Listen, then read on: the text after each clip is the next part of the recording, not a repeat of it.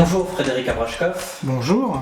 Vous êtes candidat aux prochaines élections législatives qui se dérouleront les 11 et 18 juin prochains sur la deuxième circonscription de la Vienne pour France Insoumise. Vous proposez donc une politique éco-socialiste.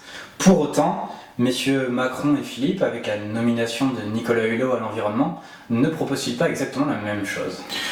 On ne peut pas vraiment dire ça. J'ai beaucoup de respect pour Nicolas Hulot. Je pense que sa démarche est sincère, seulement il y a quelques petits soucis.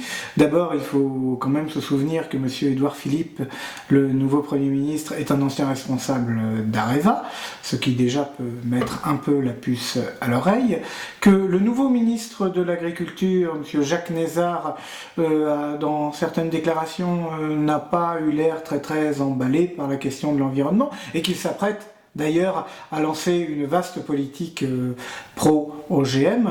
Et puis, de toute façon, le programme économique de M.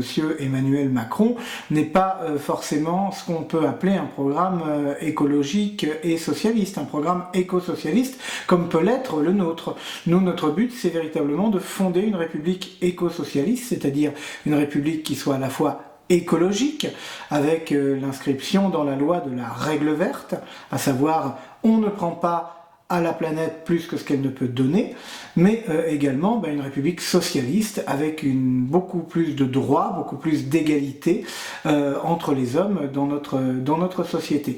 On ne peut pas véritablement dire ça de la politique de monsieur Macron, qui est une politique basée sur la croissance, donc effectivement on demande toujours plus de production, donc on épuise la terre, donc ce n'est pas absolument pas une politique écologique sur le fond, et puis ce n'est pas non plus une république sociale ou socialiste, puisqu'il faut quand même rappeler que Emmanuel Macron s'apprête à casser le droit du travail.